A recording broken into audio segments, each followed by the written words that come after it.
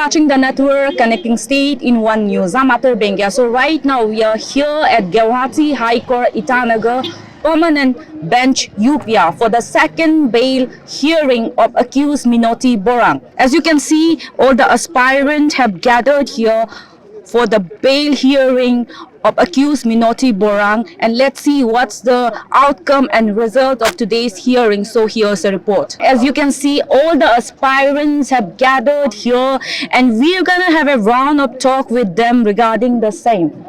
So sir, today you have come here for the second bail hearing of Minoti Borang, and what do you think, what would be the outcome? What do you want exactly, and what should be the punishment for the accused Minoti Borang in regards to the APPSC fiasco? फिलहाल हम लोग यहाँ high court Itanagar permanent bench UPI में आया हुआ है। ये हम लोग का दुख को जताने के लिए कि हम लोग का साथ बहुत नाइंसाफ हुआ है।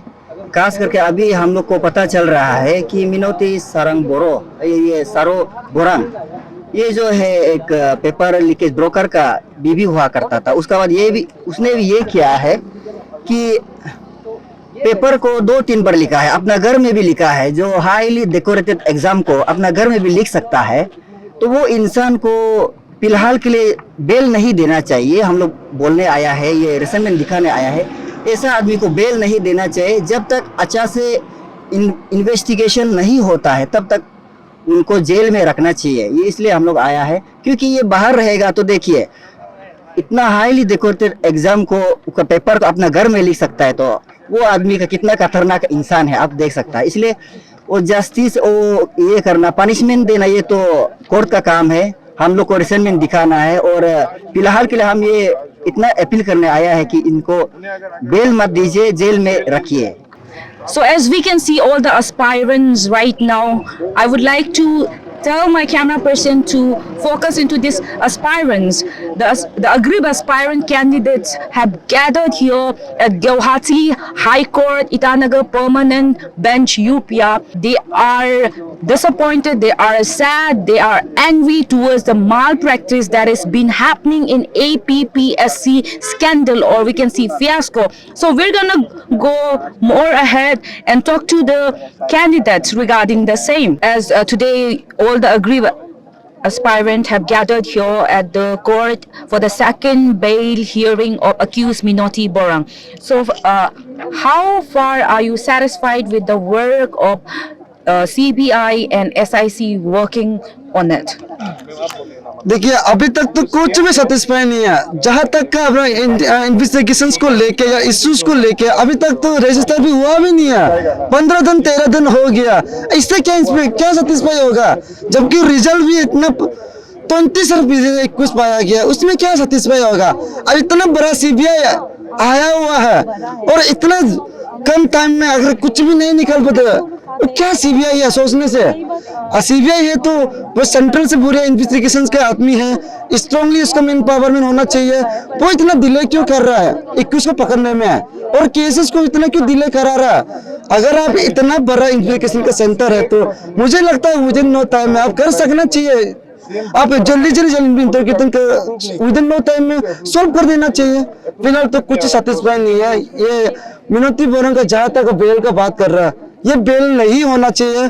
और ये ऐसे आदमी को ऐसा गंदगी खिलौने हरकत जो करने वाला ऐसे देश में, पूरे देश में नहीं पूरे वर्ल्ड में ऐसे लोगों को पनिशमेंट ऐसे सबक सिखाना है जो जिंदगी भर उसका जनरेशन तक याद रखेगा और उसका नाम हर कोना कोना में घुसते रहना चाहिए। पनिशमेंट अभी तक तो हमारा जो केसेस को, जो सस्पिशियस केसेस को लेके फिलहाल अभी वही बताएंगे, क्योंकि हम लोग अभी रातों रात धर के नींद भी नहीं आता है। क्यों बोले थे? क्योंकि कहीं ना कुछ डिस्प्लेसमेंट हो रहा है, सेटिस्फाई नहीं है उसमें। यानी कि कहने का मतलब हमारा जो इश्यू केसेस को कुछ लोग है कि एविडेंस को टेम्परिंग करने में लगा हुआ है।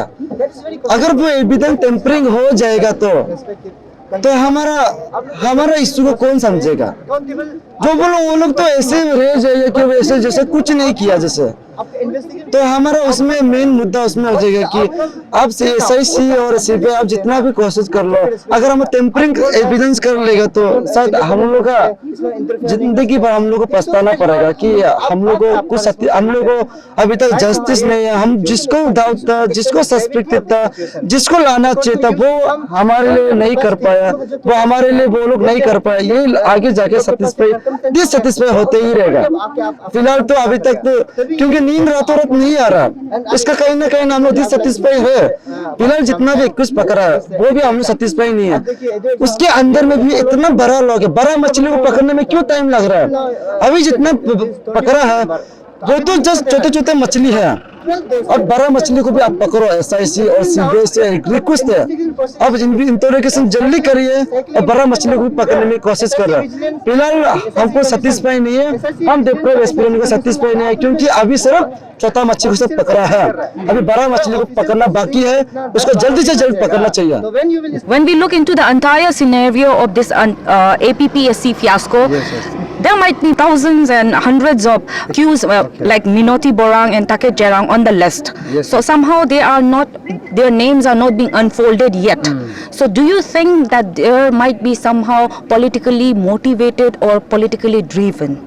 Yes. Actually, this is I would like to say this is bitter truth actually.